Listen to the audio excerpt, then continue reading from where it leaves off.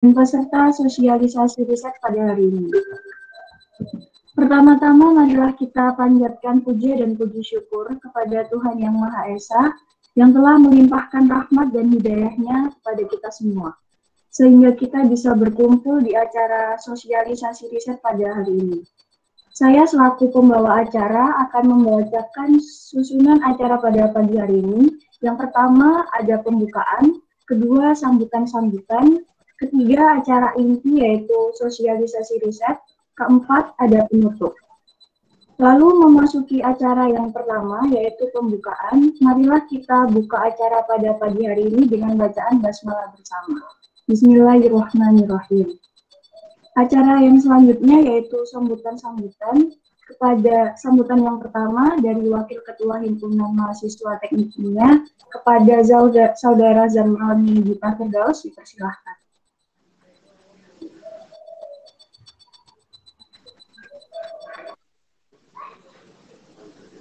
Ya. Assalamualaikum warahmatullahi wabarakatuh. Salam. Waalaikumsalam. Salam sejahtera buat kita semua. Alhamdulillahirabbil alamin.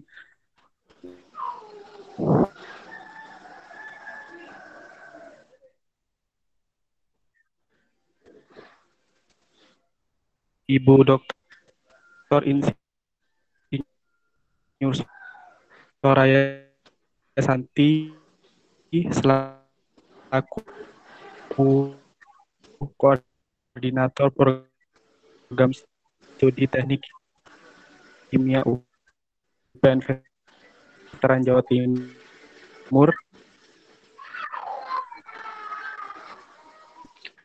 dan yang saya hormatin Bapak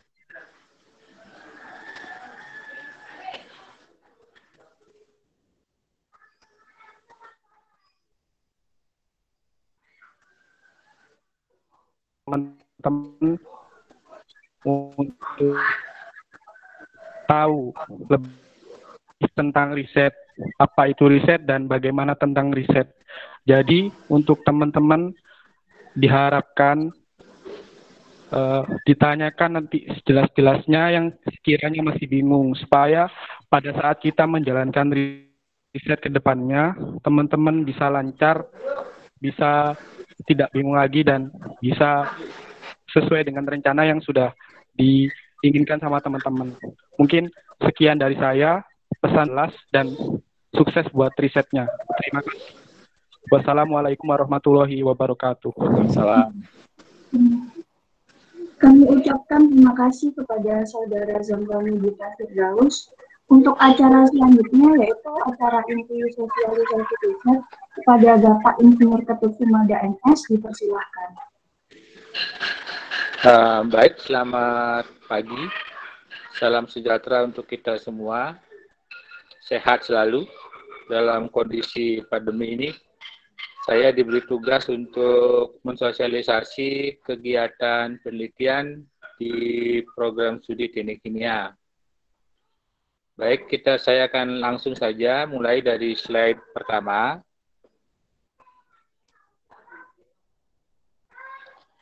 Jadi, seperti kita ketahui bahwa riset di teknik kimia itu merupakan persyaratan bagi mahasiswa yang akan lulus. Jadi merupakan sebagai salah satu persyaratan bagi mahasiswa yang akan lulus di program studi teknik kimia. Kemudian seperti kita ketahui bahwa teknik kimia itu sendiri itu adalah merupakan bidang engineering yang mengkhususkan diri dalam melakukan pengolahan suatu bahan menjadi produk atau produk setengah jadi atau produk jadi yang mempunyai nilai ekonomi lebih tinggi melalui mekanisme perubahan fisika, kimia maupun biologi. Kemudian contoh kasus di bidang teknik kimia, misalnya bagaimana kita merubah pasir silika menjadi produk kaca, bisa dirubah menjadi pupuk, bisa berubah menjadi semen, bisa juga dirubah menjadi material untuk menunjang industri kecantikan, bisa juga untuk diolah menjadi suatu katalis yang bisa digunakan di dalam industri kimia. Kemudian slide berikutnya, di dalam kita melakukan riset, itu yang pertama yang perlu kita lihat adalah ide. Idenya apa gitu ya? Idenya apa, kemudian prosesnya seperti apa, produk yang dihasilkan itu apa. Ini yang penting di teknik kimia. Karena dari ide ini akan muncul kebaruan dari riset itu sendiri. Kebaruannya di bidang apa? Itu bisa macam-macam. Ya, jadi kebaruan di bidang penggunaan bahan baku, ada kebaruan di bidang proses, ada juga kebaruan di bidang teknologi, gitu ya. Itu adalah kebaruan-kebaruan yang akan dikerjakan di riset-riset yang berkaitan dengan teknik kimia. Seperti kita ketahui bahwa riset ini merupakan hasil penelitian, di mana hasil penelitian yang didapat itu biasanya ditulis dalam bentuk laporan, ya, atau dan dipublikasi. Jadi persyaratan untuk mahasiswa tahun 2017, persyaratan untuk lulus bahwa hasil penelitiannya itu harus dipublikasi. Nah, publikasinya melalui dua hal, yaitu bisa melalui proceeding, itu dengan cara mengikuti seminar. Yang kedua bisa melalui jurnal, di mana jurnal-jurnal yang bisa dituju itu adalah jurnal-jurnal yang terindeks SINTA atau terindeks Science and Technology. Kemudian saya jelaskan juga bahwa gimana caranya kita mencari judul-judul penelitian. Nah, judul-judul penelitian itu biasanya bisa diperoleh dari beberapa sumber. Itu yang pertama dari rekomendasi hasil penelitian. Artinya di dalam hasil penelitian orang, itu di bagian bawah itu ada rekomendasi, bisa dilakukan pengembangan di bidang apa dan sebagainya. Kemudian yang kedua, mencari judul penelitian itu dapat dilakukan melalui seminar. Artinya saudara mengikuti seminar, nanti pada saat di seminar itu ada diskusi-diskusi ilmiah. Mungkin dari diskusi ilmiah itu muncul sebuah ide untuk menghasilkan judul penelitian. Kemudian yang ketiga, bisa juga mencari judul penelitian dari permasalahan orang lain. Jadi orang lain punya masalah apa, mungkin kita kerjakan sebagai penelitian yang akan kita lakukan. Yang keempat, bisa juga mencari judul dari permasalahan yang dihadapi di beberapa industri, gitu ya. Jadi beberapa industri itu pasti punya masalah. Seperti kemarin itu saya ada juga di salah satu industri ada masalah di dalam proses aerasi pengolahan limbah, gitu. Dia ingin tahu kira-kira waktunya berapa lama, kemudian debit oksigennya berapa atau debit udaranya berapa. Nah, itu bisa dilakukan sebuah riset, sehingga dihasilkan kita bisa menyelesaikan permasalahan yang ada di industri. Atau juga yang kelima, sumbernya bisa berasal dari pengembangan hasil-hasil penelitian.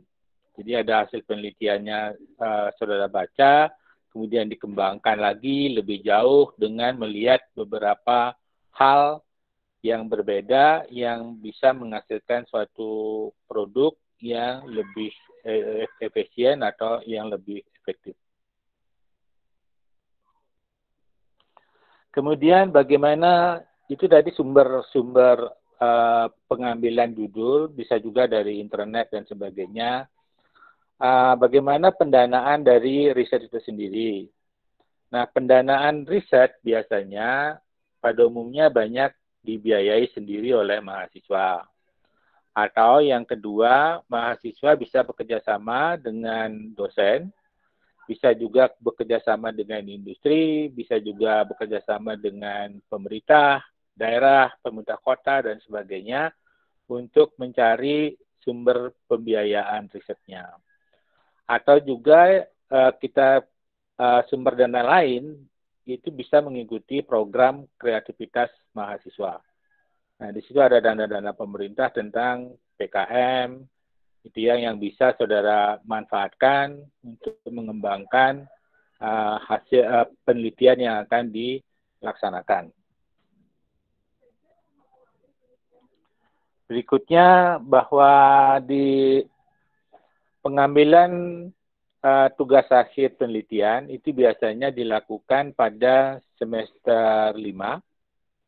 Jadi pada semester 5, mahasiswa sudah bisa mengambil tugas akhir penelitian dengan persyaratannya adalah telah dan sedang mengambil mata kuliah metodologi penelitian. Jadi karena kebetulan mata kuliah metodologi penelitian ini adanya di semester 5, jadi bisa berbarengan memprogram kegiatan penelitian.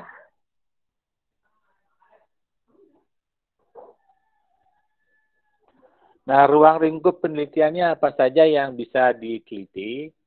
Jadi kegiatan penelitian itu mempunyai ruang lingkup. Kalau kita di teknik kimia itu ada 4 ruang lingkup. Yang pertama, penelitian itu diarahkan untuk kegiatan biomasa dan energi. Jadi dalam rangka untuk mengkonversi biomasa menjadi suatu energi.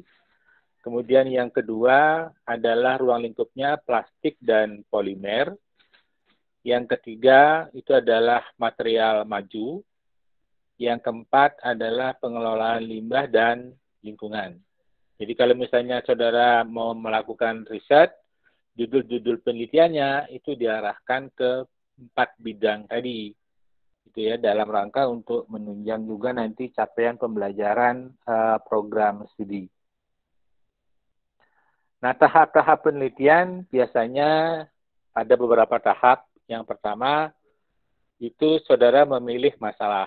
Jadi masalah apa yang akan diteliti, ya. Saya berharap masalah yang diteliti itu adalah masalah yang disenangi oleh mahasiswa, sehingga melakukan kegiatan penelitian itu dengan nyaman, ya, dengan senang, enjoy, gitu ya.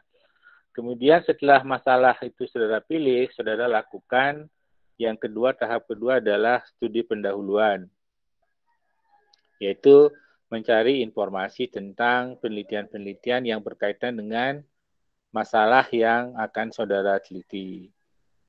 Yang ketiga, setelah melakukan studi pendahuluan, merumuskan masalah, kira-kira masalah apa yang akan saudara teliti. Kemudian dari masalah yang akan diteliti, itu saudara juga perkirakan metode untuk menyelesaikan masalahnya apa, sehingga tujuan dari penelitian itu bisa tercapai. Berikutnya adalah saudara di dalam merumuskan masalah itu ada anggapan-anggapan dasar, asumsi-asumsi yang dipakai dan sebagainya.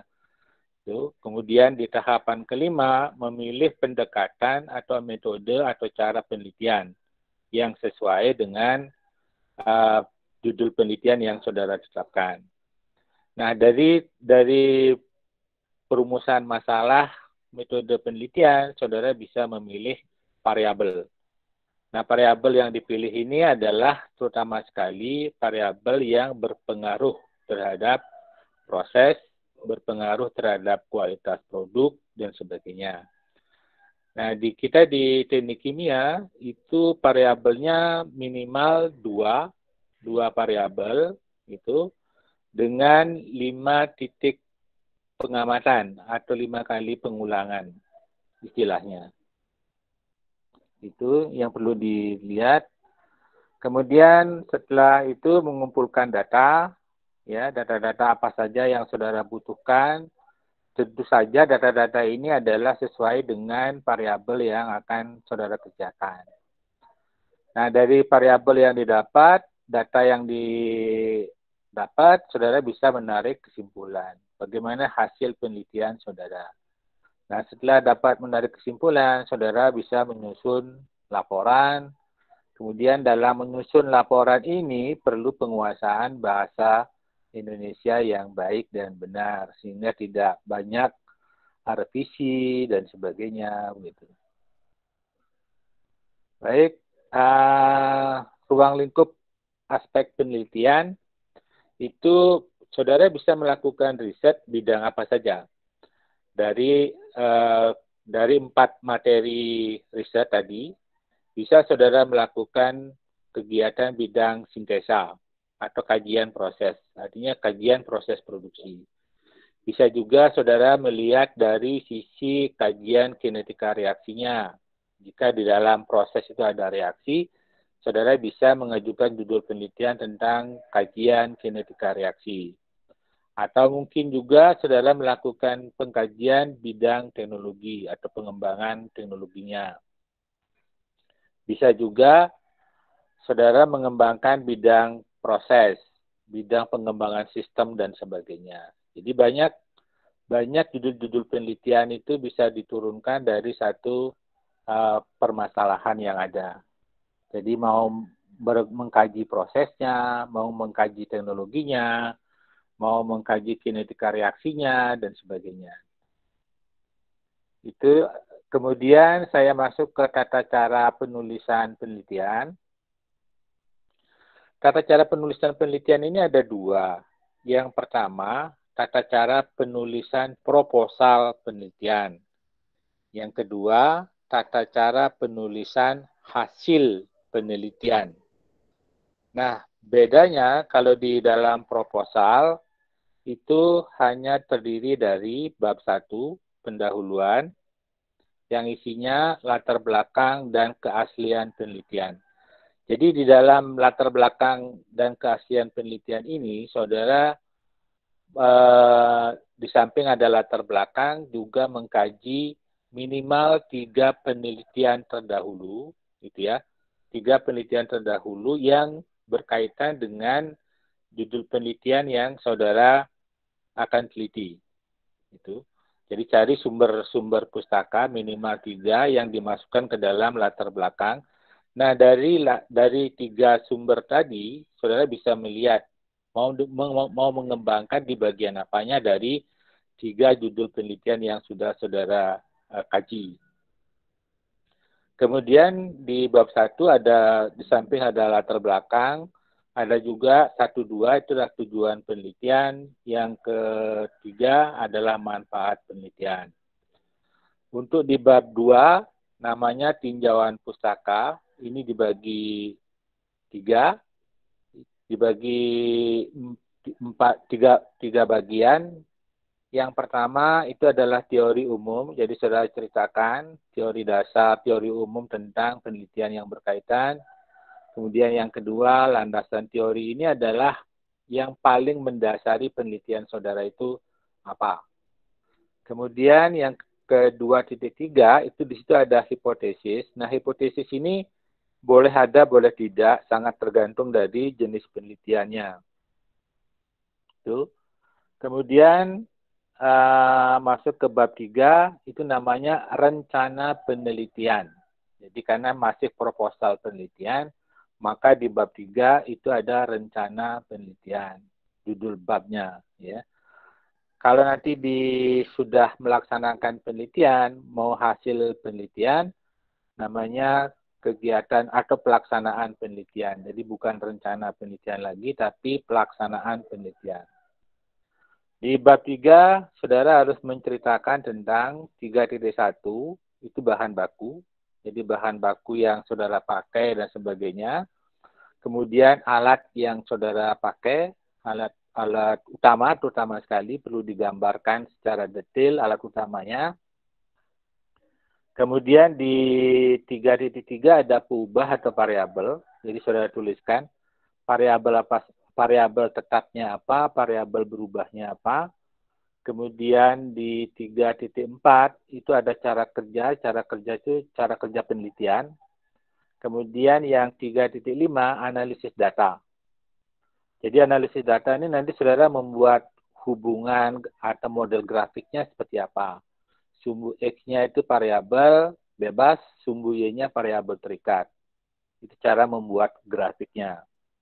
Kemudian ditambah di 3.6 itu adalah perhitungan analisis. Jadi perhitungan analisis itu bisa menghitung neraca massa, ini yang berkaitan dengan penelitian kalau prosesnya misalnya melibatkan bahan terekstraksi, komponennya berapa, jumlahnya berapa, kebutuhan pelarutnya dan sebagainya, itu masuk ke dalam perhitungan analisis. Kemudian di bab 4, saudara membuat waktu penelitian atau jadwal penelitian. Nah, dalam membuat jadwal penelitian, itu biasanya dalam bentuk tabel, gitu ya. Membuatnya, jadi misalnya minggu pertama itu ngerjakan apa, minggu kedua ngerjakan apa, sampai 4 bulan. Karena waktu penyelesaian penelitian itu hanya 4 bulan. Kemudian terakhir setelah bab 4 masuk ke dalam daftar pustaka. Nah, perlu saya jelaskan di sini bahwa untuk daftar pustaka harus mengandung atau memiliki 3 jurnal internasional minimal sebagai acuannya. Kemudian itu adalah penulisan proposal. Nah, kalau sekarang penulisan hasil penelitian yang berubah yang mana?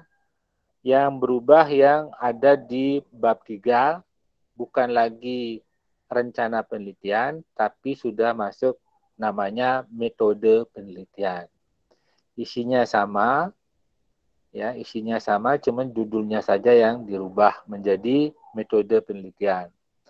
Kemudian di bab 4 itu ada hasil dan pembahasan.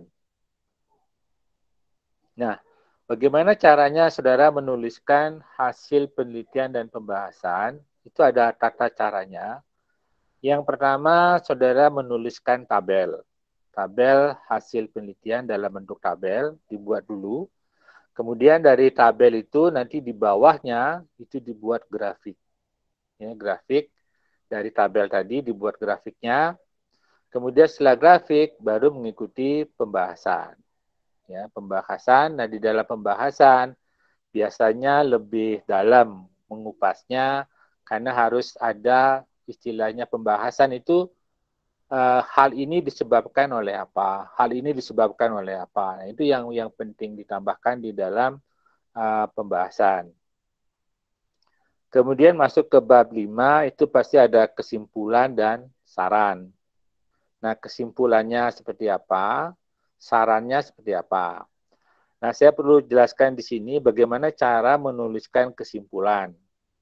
Ya, menuliskan kesimpulan berbeda dengan pembahasan. Ini kalau di pembahasan pasti ada hal ini disebabkan karena ini, hal ini disebabkan karena ini. Tapi kalau sudah di kesimpulan, itu tidak ada lagi kata-kata pembahasan. Jadi langsung disimpulkan saja. Misalnya, kenaikan suhu mengakibatkan produksinya kualitasnya seperti apa. Itu. Jadi tidak ada lagi hal ini disebabkan karena apa, gitu tidak ada lagi. Ya. Kemudian saran. Penulisan saran itu artinya kalau saudara melakukan kekurangan di dalam pelaksanaan penelitian, itu perlu disarankan. Apa sebaiknya yang harus dilakukan. Gitu. Kemudian terakhir adalah daftar isti. Saya kira itu untuk kegiatan penelitian dan penulisan proposal dan penelitian. Masuk ke jadwal penelitian, bahwa penelitian itu maksimal 4 bulan. Ya, jadi saudara harus membuat jadwal penelitian, misalnya bulan pertama itu ngerjakan apa, bulan kedua ngerjakan apa, bulan 3 ngerjakan apa, bulan 4 ngerjakan apa. Nah, kalau kegiatan penelitian ya pasti misalnya bulan 1 itu proposal harus sudah selesai. Gitu ya. Proposal harus sudah selesai pada bulan 1 atau pada bulan 2.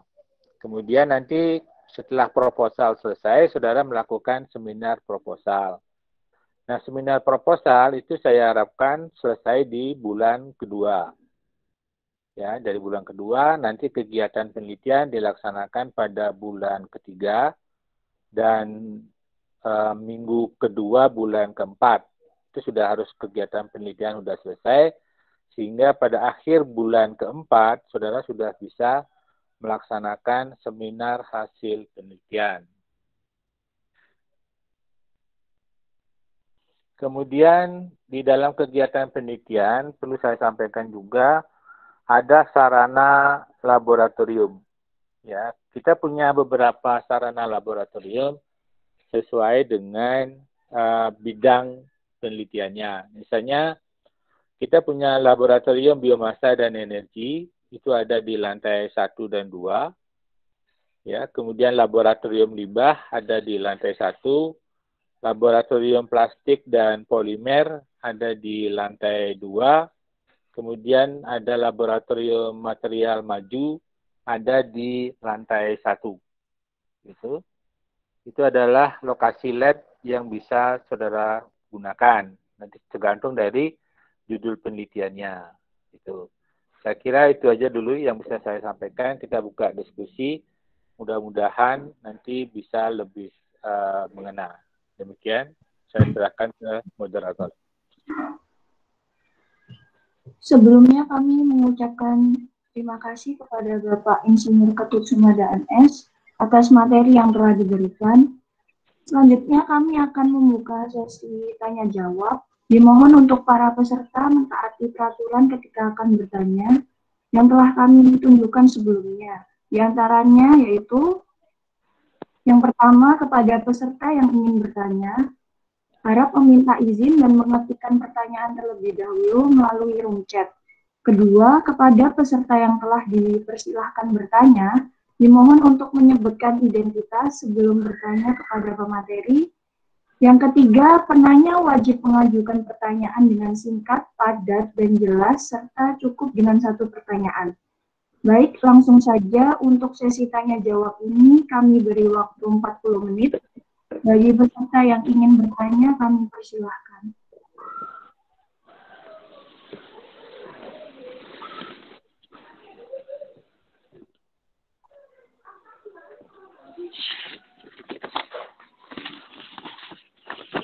Silakan, mungkin ada yang bertanya.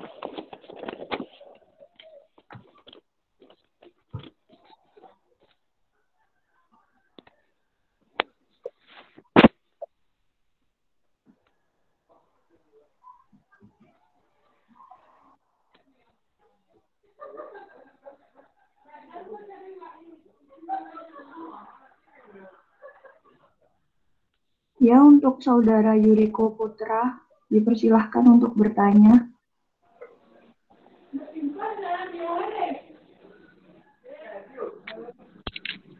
Assalamualaikum warahmatullahi wabarakatuh. Perkenalkan, nama saya Yuriko dari Paralel D. Izin bertanya Pak, ini dalam pembagian dosen pembimbing nanti sistematikanya seperti apa ya? Gitu. Terima kasih. Baik, ada lagi? Untuk yang kedua, Saudara Zamroni Dita, dipersilahkan. Ya, mohon maaf sebelumnya Bapak ingin bertanya. Perkenalkan, nama saya Zamroni Dita Firdaus dari Paralel C 2018. Jadi kemarin saya juga sempat dengar di Open Talk itu bahwasanya untuk pemilihan dosen sendiri itu nanti sudah ditentukan sama jurusan ya Pak. Mungkin yang saya ingin tanyakan itu semisal dari kami ini punya judul biomasa, tapi kita dapat dosen yang sudah ditentukan dosen limbah. Nah itu apakah bisa buat memilih sendiri atau seperti apa kejelasannya? Terus untuk masalah jadwal, deadline untuk semisal terakhir maju buat sempro itu kapan? Terus terakhir maju buat seminar hasilnya itu kapan? Jadi setelah mungkin deadline terakhirnya kapan Pak? Biar kami bisa menentukan kapan kita harus seminar proposal terlebih dahulu, kemudian kita melakukan penelitian, dan kapan terakhir kita bisa maju seminar hasil. Seperti itu. Terima kasih. Baik, saya jawab dulu dua pertanyaan ini. Ini semua berkaitan dengan pemilihan dosen pembimbing, ya. Untuk angkatan 2018, memang dosen pembimbing itu diharapkan merata dapatnya, ya. Jadi dapat bimbingan jumlahnya sama dan sebagainya, gitu ya. Jadi merata. Jadi tidak ada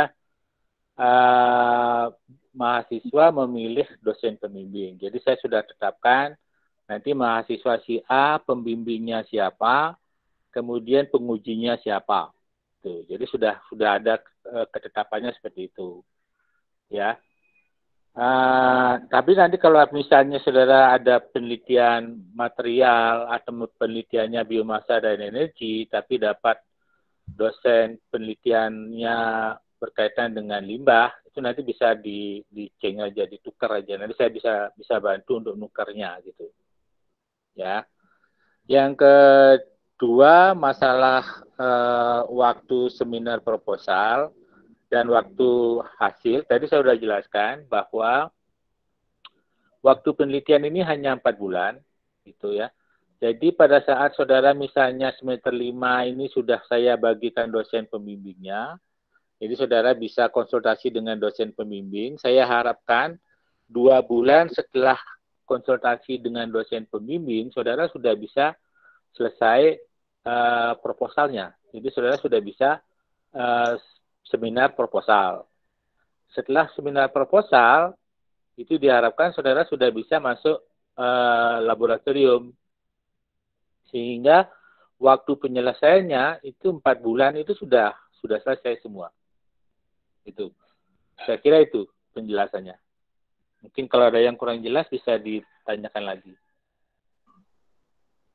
Ya, untuk saudara Yuriko, bila ingin menambahkan.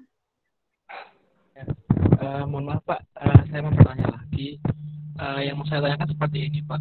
Ini saya dengar-dengar dari angkatan di atas saya bahwa jika dulu itu mereka sistemnya seperti ini Pak. Jadi istilahnya mereka menyiapkan judul bisa 10 atau berapa, nanti mengajukannya ke Pak Ketut, nanti baru dari Pak Ketut merekomendasikan dosen pembimbing. Nah, dengan istilahnya sistematika yang baru ini nanti tahapannya seperti apa ya? Apakah untuk judulnya tetap kita konsultasi ke Pak Ketut terlebih dahulu, apa langsung ke dosen pembimbing yang sudah dari jurusan bagikan ke kami? Seperti itu Pak.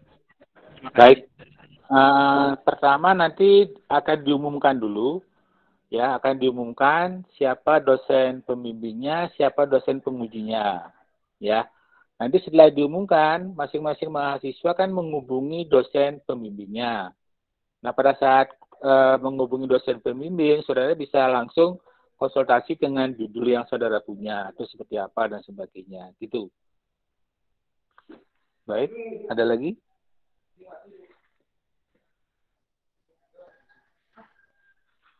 Halo?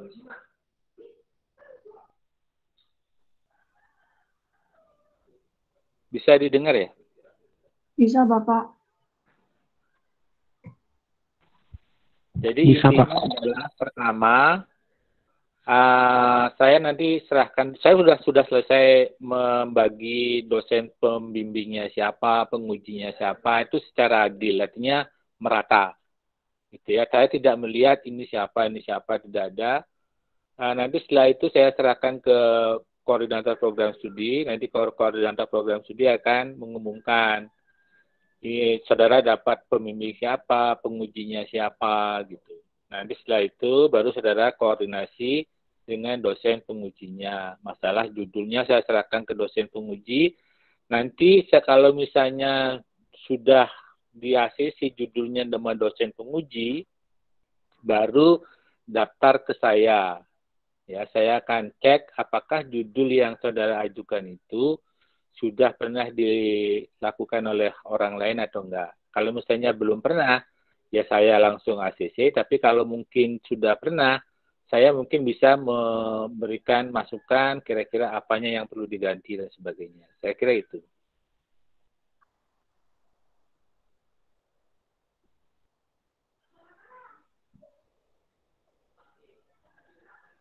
Saya silakan ke moderator. Untuk Yuriko dipersilahkan. Ya Pak, mohon maaf, mungkin saya yang terlalu banyak ini saya yang terakhir Pak. Mungkin yang masih saya menurut saya kurang jelas Pak. Tadi kan dari Bapak sudah menampilkan istilahnya tabel-tabel tentang planning dalam pengerjaan riset sampai hasil penelitian Pak. Nah, yang mau saya tanyakan begini Pak, apabila dari mahasiswa ini ada yang tidak menyanggupi untuk menyelesaikan deadline yang sesuai dengan Bapak tentukan seperti apa? Karena yang saya tahu ini mohon maaf ada beberapa angkatan-angkatan atas saya seperti angkatan 2012 ini yang bahkan mereka sempurnya terlambat seperti itu. Nah, yang saya lihat di sini kan Bapak tadi sudah menyiapkan jadwal-jadwal yang istilahnya yang tepat. Nah, saya tadi Pak, apabila dari teman-teman ini tidak menyanggupi untuk tepat waktu itu seperti apa? Apakah ada mungkin ada pengurangan nilai atau apa seperti itu. Terima kasih. Itu sedup dan saya terakhir Pak. Baik, tadi saya sudah jelaskan jadwal kegiatan penelitian itu biasa, karena gini, program studi juga punya tujuan gitu ya, karena program studi ini kan harus bisa menyelesaikan tugas akhir itu dalam jangka waktu yang cepat, jadi maksimal 1 semester gitu kan. Kalau kita bisa menyelesaikan penelitian itu selama 4 bulan, berarti program studi itu nilainya bagus dari dikti gitu kan. Saya harapkan paling tidak gitu ya 75% lah itu mahasiswa bisa selesai dalam jangka waktu 4 bulan atau 1 semester, tidak lebih dari itu. Nah, memang ada beberapa mahasiswa yang telat, tapi saya kurang tahu penyebabnya itu apa gitu. Kalau mungkin dia mahasiswanya telat itu melapor, misalnya penyebabnya karena judul dan apa gitu, mungkin saya bisa bantu gitu loh. Ya, tapi karena saya tidak tahu penyebabnya apa, memang ada beberapa mahasiswa yang agak terlambat menyelesaikan tugas akhir penelitiannya. Tapi saya berharap dengan jangka waktu 4 bulan, itu mahasiswanya sudah bisa selesai gitu. Saya kira gitu, Mas.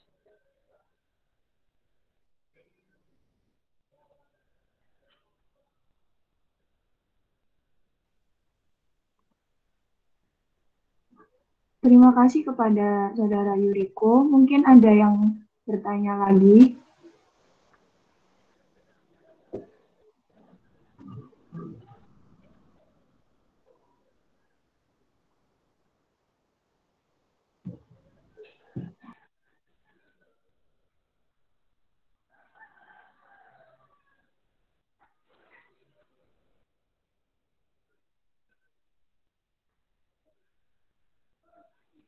Mungkin ada lagi yang kurang jelas.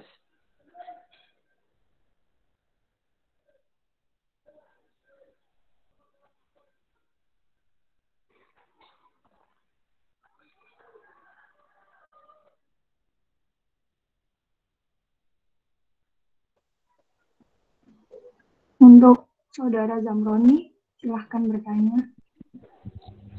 Izin bertanya lagi Bapak, mungkin. Ya mungkin kan ini kondisinya masih pandemi ya Pak. Jadi untuk pengumpulan judulnya itu seperti apa Pak? Apakah lewat online atau seperti apa? Terus buat ACC-nya itu juga seperti apa? ACC judulnya. Terima kasih. Baik, kalau misalnya ini memang kondisinya lagi pandemi, jadi saudara bisa online saja. Jadi saudara bisa kirim judul penelitian yang sudah disetujui oleh dosen pembimbing. Saudara bisa email ke email saya, itu adalah emailnya sumadaketut@gmail.com. Ya, jadi saudara nanti saya akan baca. Kalau memang belum pernah dilakukan, itu bisa saya ACC langsung.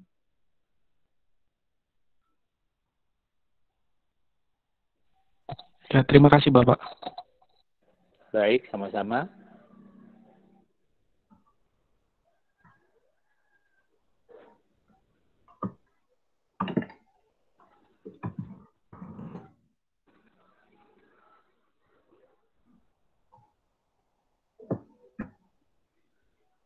Untuk Saudara Iklimatul, silahkan.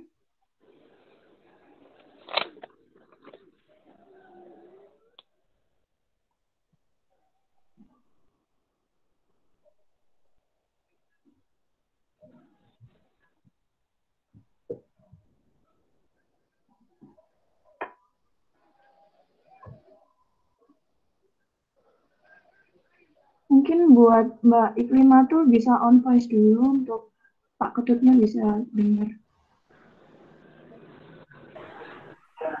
Selamat pagi, Pak. Ya, selamat pagi. Izin bertanya, tadi kan mengenai dosen pembimbing itu kan ada spesialisasinya masing-masing. Nah, itu untuk daftar dosen di bidang apa aja itu ada data pembagiannya, Pak.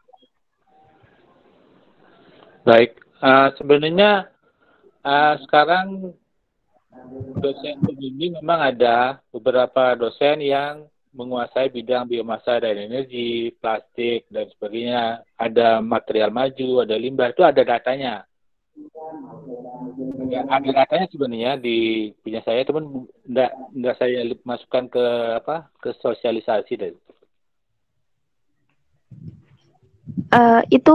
Itu kira-kira nanti kami bisa boleh minta atau bagaimana, Pak?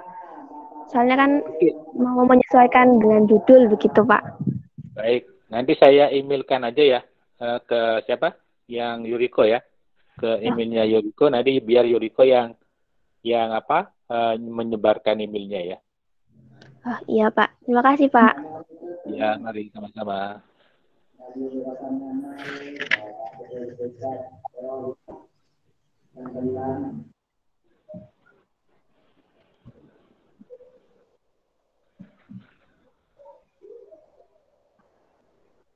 Untuk Saudara Eva, boleh langsung. Mohon maaf Pak, saya ingin bertanya. Tadi kan Bapak telah menjelaskan bahwa setelah seminar proposal bisa memakai lab. Untuk bila ada pralab sendiri, bagaimana ya Pak mekanisme penggunaan lab sendiri? Terima kasih Pak. Baik, memang ada beberapa mahasiswa sebelum memastikan judulnya bisa dijalankan atau enggak, memang perlu pralab, gitu kan ya. Nah, waktu pralab, saudara tinggal minjem alat ke laboran, ke Pak Gunawan ya, laborannya. Nanti melalui saya tanda tangan gitu. Nanti saudara mau pinjam alat apa, labnya di mana, silahkan aja. Untuk pralab silahkan bebas mau milih yang mana.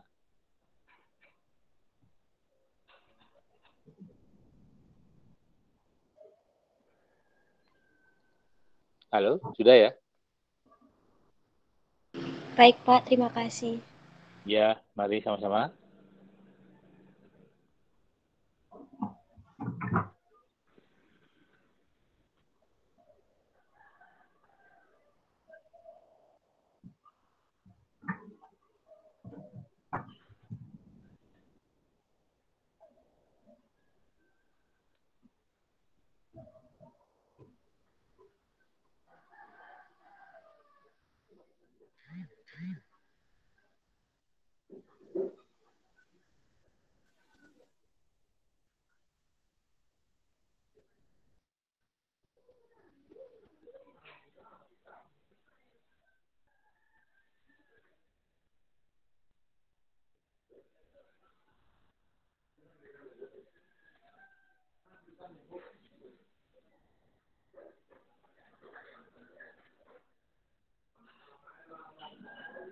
Silakan, mungkin masih ada.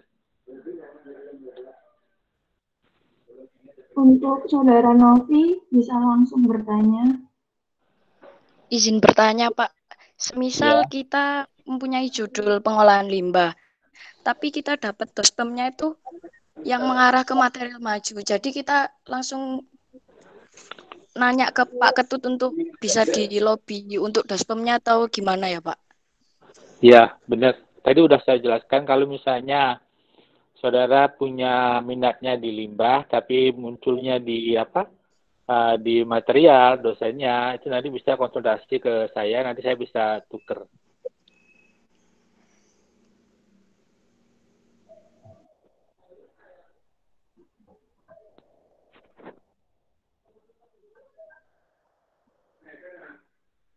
Mungkin masih ada yang kurang jelas, Saudara Novi.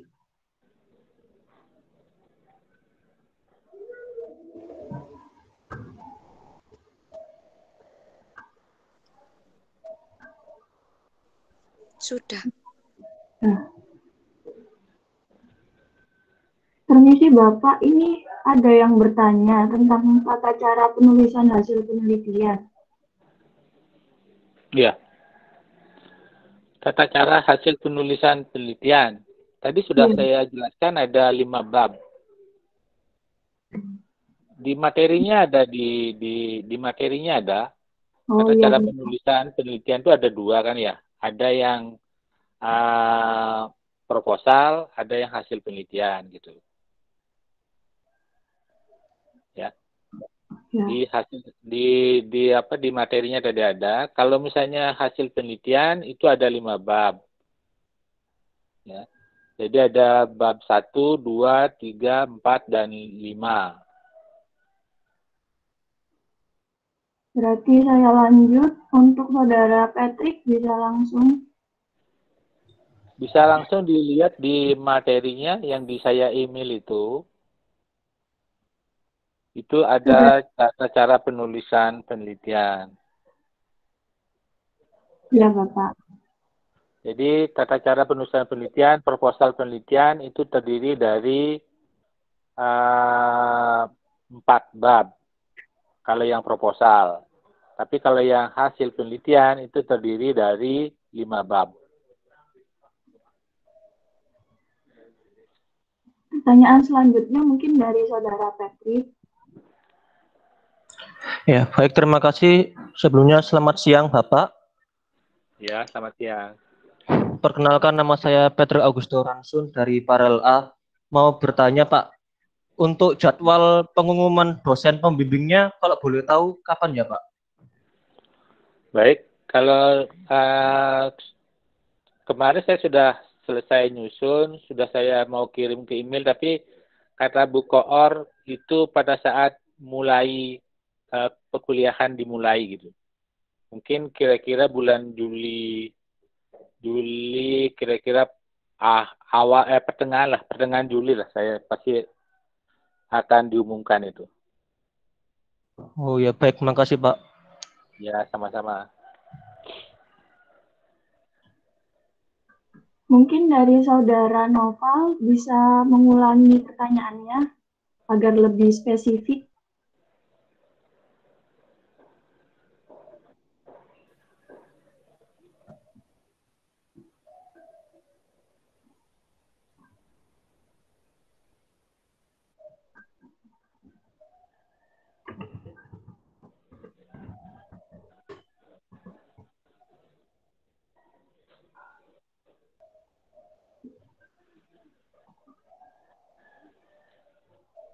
Mungkin ada lagi?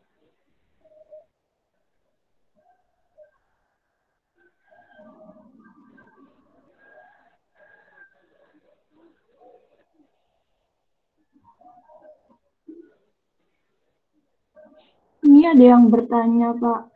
Ya, silakan. Mengenai tadi yang tata cara penulisan hasil penelitian. Ya. Apakah isi dari poin 5.1 itu boleh diisi dengan hasilnya data penelitiannya yang telah dilaksanakan seperti kesimpulan yang dilakukan di praktikum sebelumnya. Untuk poin 5.1. 5.1 itu kan isinya kesimpulan. Ya, jadi kesimpulan artinya yang disimpulkan apa? Kan saudara di dalam penelitian melakukan variabel, ada 2 variabel ya. Misalnya variabel suhu sama waktu. Jadi saudara simpulkan berdasarkan waktu, hasil penelitian, berdasarkan suhu, hasil penelitian saudara seperti apa, berdasarkan waktu, hasil penelitian saudara seperti apa gitu. Kemudian nanti dicari suhu terbaiknya itu berapa, waktu terbaiknya berapa.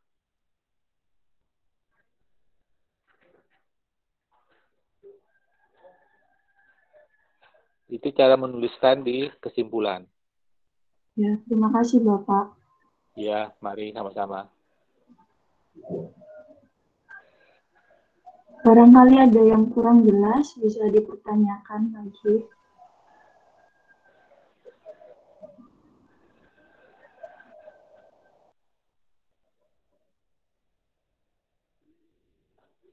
Jadi nanti kalau ada mahasiswa yang belum dapat materinya, bisa minta ke Saudara Yuriko, ya.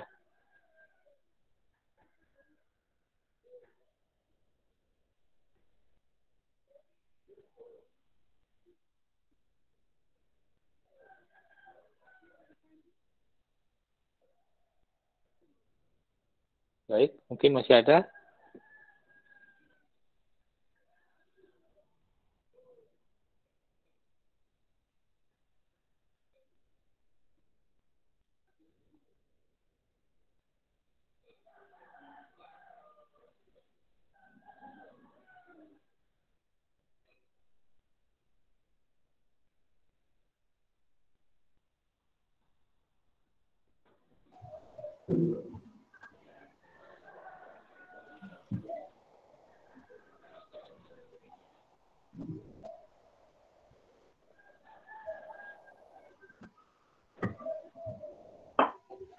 Terima kasih kepada Bapak Insinyur Ketut Sumada MS telah menjawab pertanyaan.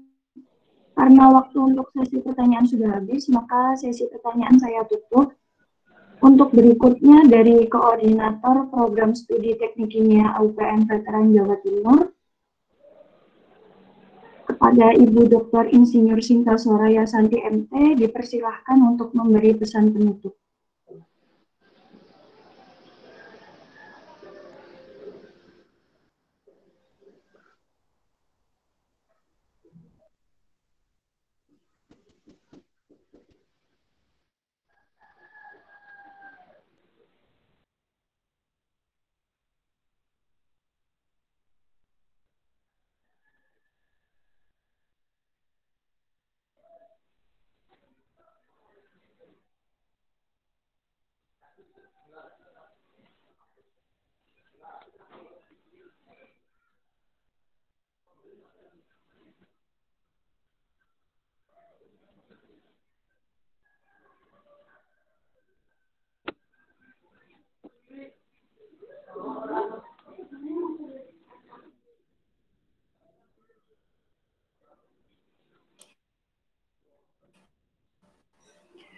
Baik, terima kasih. Maaf tadi ada gangguan sedikit ya. Terima kasih. Assalamualaikum warahmatullahi wabarakatuh. Waalaikumsalam. Baik, pertama-tama alhamdulillah ya kita hari ini dapat bersama-sama mendengarkan atau mendapatkan pencerahan ya dari Bapak Ketut Sumada selaku koordinator penelitian atau riset dari Prodi Teknik Kimia. Terima kasih pada Pak Ketut yang telah ini sebagai wakil dari Prodi dan membantu Prodi untuk mensosialisasikan ya mengenai penelitian atau riset. Diharapkan dari kegiatan ini mahasiswa dapat tahu apa itu riset, apa itu penelitian, sehingga kedepannya nanti akan dan tidak ada hambatan yang berarti ya. Kalau ada yang kecil-kecil, hambatan kecil-kecil itu mungkin bisa diatur. Nah, untuk yang sampai molor, nanti ada batas waktu. Judul itu apakah sampai batas waktunya kapan dia berlaku? Karena kalau sampai berlarut-larut, maka judul itu akan hangus gitu Pak Ketut ya. Nah, nanti akan ada pengumuman dari Prodi berapa judul itu berlaku sampai berapa bulan atau berapa semester. Nah, nanti untuk buku bagaimana itu riset nanti di websitenya Prodi ya. Jadi kita masih belum, karena mungkin akan diberikan akan dibicarakan lagi nih Pak Ketut untuk merevisi yang sudah ada yaitu tahun 2018 gitu ya. Jadi dengan adanya diharapkan mahasiswa tepat waktu, lulus tepat waktu, semakin banyak kalau syukur-syukur semuanya tepat waktu, sehingga akreditasi Prodi ini akan dapat dipertahankan ya, tetap A. Begitu. Saya juga sampaikan terima kasih kepada adik-adik Hima yang telah melaksanakan atau mempersiapkan kegiatan ini sehingga dapat terlaksana dengan baik dan lancar ya. Jadi gitu ya, adik-adik Hima meskipun dalam keadaan pandemi ini tetap memberikan kreativitas atau aktivitas yang positif. Baik, terima kasih. Tetap semangat, jaga kesehatan ya, jangan sangat keluar kalau tidak, sehingga untuk kita dapat memutus tali penularan dari COVID itu. Baik ya, terima kasih. Sekian dari saya. Wassalamualaikum warahmatullahi wabarakatuh. Saya kembalikan ke. Saya ucapkan terima kasih kepada Ibu Dr. Insinyur Sinta Soraya Santi MT atas pesan penutup yang telah diberikan. Dan memasuki acara terakhir yaitu penutup, marilah kita tutup acara ini dengan bacaan hamdalah bersama. Alhamdulillahirrahmanirrahim. Semoga ini memberikan manfaat kepada kita semua. Saya selaku pembawa acara meminta maaf kalau ada kesalahan dalam penyampaian. Akhir kata, wassalamualaikum warahmatullahi wabarakatuh. Waalaikumsalam. Terima kasih Pak.